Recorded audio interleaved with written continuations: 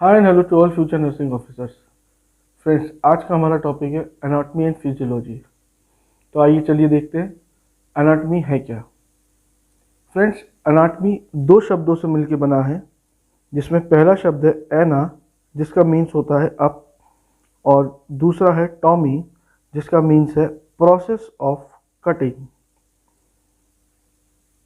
Basic definition जो anatomy की है वो क्या है?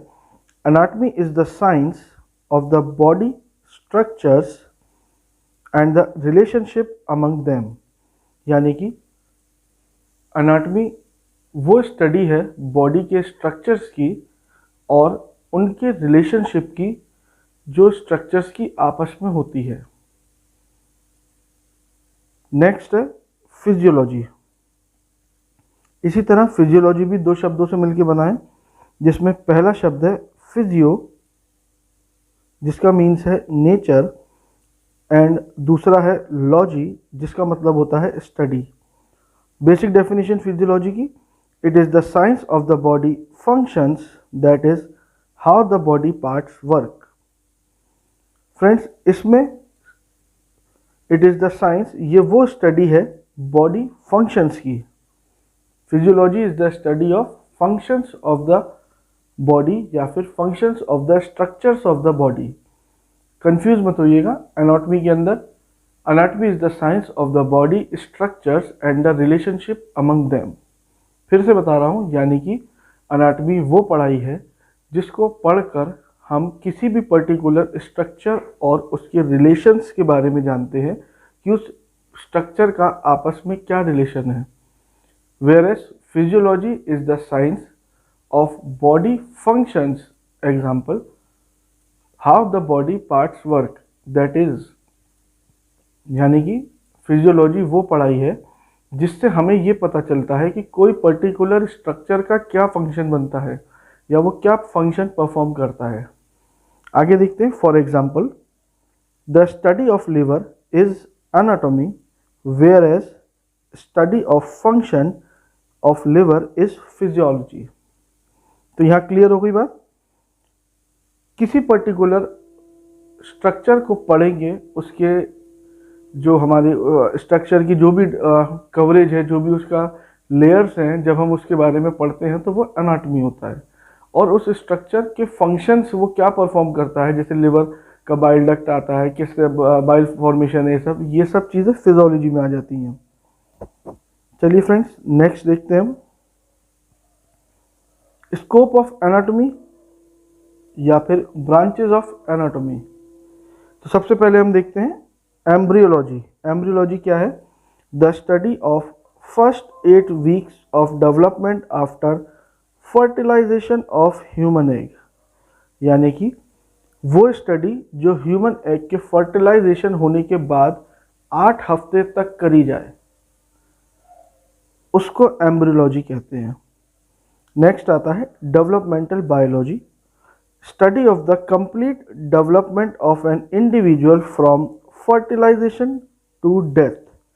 यानी कि वो स्टडी जो किसी ह्यूमन एग के फर्टिलाइजेशन से स्टार्ट होकर और उसकी डेथ तक करी जाए। नेक्स्ट है cell biology, study of cellular structure and functions. किसी भी पर्टिकुलर सेल के बारे में या सेलुलर स्ट्रक्चर्स के बारे में और उनके फंक्शंस के बारे में स्टडी करी जाती है तो वो कहलाती है सेल बायोलॉजी। नेक्स्ट है हिस्टोलॉजी। हिस्ट मतलब होता है tissue, study of microscopic structures of tissue. जब टिश्यू की बात आती है तो टिश्यू की स्टडी लाजमी बात है कि वो माइक्रोस्कोप से ही करी जाएगी, क्योंकि उनको आप नेकेड आइज से नहीं देख सकते। तो histology is done with the help of microscope to study the microscopic structures of tissue. Next है gross anatomy, study of structures can be examined without microscope. वो स्टडी जिसमें स्ट्रक्चर्स को आप बिना माइक्रोस्कोप की हेल्प से देख सकते हैं और एग्जामिन कर सकते हैं। फॉर एग्जांपल, किसी का हाथ है, स्ट्रक्चर है, किसी का पैर का स्ट्रक्चर है, स्कल है, जो कि आप को माइक्रोस्कोप की ज़रूरत नहीं है देखने के लिए। That kind of study is known as gross anatomy. Next है regional anatomy, study of any region of the body, body के किसी भी पर्टिकुलर रीजन की स्टडी को रीजनल एनाटमी कहते हैं। नेक्स्ट है systemic anatomy, study of specific system of the body, example nervous system, respiratory system etcetera, without the microscope. यहाँ ये चीज़ बहुत काम की है, देखने वाली है कि without the microscope, study of specific system of the body, example nervous system, respiratory system etcetera, without the microscope. किसी भी स्पेसिफिक सिस्टम की स्टडी को करना, वो भी बिना माइक्रोस्कोप के, उसे सिस्टमैटिक एनाटमी कहते हैं। जैसे कि नर्वस सिस्टम की स्टडी करना हुआ, रेस्पिरेटरी सिस्टम की हुआ, एंडोक्राइन सिस्टम की हुआ, या किसी और पर्टिकुलर सिस्टम की स्टडी हुई, उसको सिस्टमैटिक एनाटमी कहेंगे। नेक्स्ट है surface anatomy, study of anatomical landmarks, जितने भी आपके एनाटॉमिकल लैंडमार्क्स होते हैं उनकी स्टडी को करने को सरफेस एनाटमी कहते हैं। नेक्स्ट आती है imaging radiographic anatomy, study of structures that can be seen with x-rays only, जितनी भी स्टडी हम एक्सरेज के थ्रू करते हैं उसको रेडियोग्राफिक या फिर इमेजिंग एनाटमी कहते हैं। नेक्स्ट है pathological anatomy, study of structural changes associated with the diseases, the study of structures, जितने भी आप स्ट्रक्चरल चेंजेस की स्टडी करते हैं किसी बीमारी होने के बाद। फॉर एग्जांपल लिवर, आपने लिवर की स्टडी करी, बीमारी थी जॉइंडिस, उसके बाद हेपेटोमेगेली हो गया या जॉइंडिस हुआ, तो वो आपने जो भी कुछ करा वो किसके आधार पे किया, पैथोलॉजिकल एनाटॉमी के बेसिस पे किया आपने, तो that is known as pathological anatomy. Next बात करते हैं friends physiology, scope of physiology या फिर ब्रांचेज ऑफ फिजियोलॉजी। तो फिजियोलॉजी की ब्रांचेज हैं, सबसे पहली है neurophysiology, study of functional properties of nerve cell. अगर आप स्टडी करते हैं फंक्शनल प्रॉपर्टीज किसकी, नर्व सेल की यानी न्यूरॉन की, तो that is denoted as neurophysiology. इसी तरह नेक्स्ट है endocrinology, study of hormones and how they control the body functions. अगर आप हार्मोन्स की स्टडी करते हैं और उसके फंक्शंस की, वो कैसे बॉडी को कंट्रोल करते हैं, तो दैट इज एंडोक्रिनोलॉजी। नेक्स्ट है cardiovascular physiology, study of functions of the heart and blood vessels. जितनी भी स्टडी हमें हमारे हार्ट के बारे में बताती है या फिर हार्ट के ब्लड वेसल्स के बारे में बताती है, तो that is cardiovascular physiology. Immunology, study of how the body defends itself against disease causing agents, that is known as immunology. जो पढ़ाई आपको आपके इम्यून सिस्टम के बारे में बताती है या इम्यून सिस्टम को कैसे डिफेंड करें दूसरी बीमारियों से, इस बारे में बताती है, तो उसको इम्यूनोलॉजी कहते हैं। नेक्स्ट है respiratory physiology, the study of the functions of air passage way and lungs. हमारी बॉडी के एयर पैसेज वे और लंग्स के बारे में जितनी भी हम स्टडी करते हैं उसको रेस्पिरेटरी फिजियोलॉजी कहते हैं। नेक्स्ट है renal physiology, study of functions of kidney. Kidney की जितनी भी आप स्टडी करते हैं जिसमें आपको किडनी के फंक्शंस के बारे में पता चलता है, that is renal physiology. Next है exercise physiology, study of change in cells and organ functions as a result of muscular activity. आपकी कोई भी मस्कुलर एक्टिविटी के बाद अगर आपके बॉडी के सेल्स में या किसी ऑर्गन फंक्शंस में चेंज होता है, फॉर एग्जांपल जिम करने के बाद में जैसे बॉडी पेन होती है, मसल्स पेन करती हैं, तो that is known as exercise physiology, और मस्कुलर एक्टिविटी होने की वजह से वो पेन होता है बॉडी के अंदर। Next is pathophysiology, study of functional changes associated with disease and ageing. Study of functional changes, जितने भी बॉडी के फंक्शनल चेंजेस होते हैं किसी डिजीज़ की वजह से या फिर एजिंग की वजह से। अगर एज बढ़ती है तो बॉडी के फंक्शन स्लो हो जाते हैं, कोई डिजीज़ होती है तो बॉडी के फंक्शन स्लो हो जाते हैं। बीमारी में इंसान थोड़ा हाथ पैर चलाने में सुस्त हो जाता है, एजिंग बढ़ती उम्र में इंसान थोड़ा सुस्त हो जाता है, तो इसको पैथोफिजियोलॉजी कहते हैं। नेक्स्ट आती है etiology, study of the cause of diseases.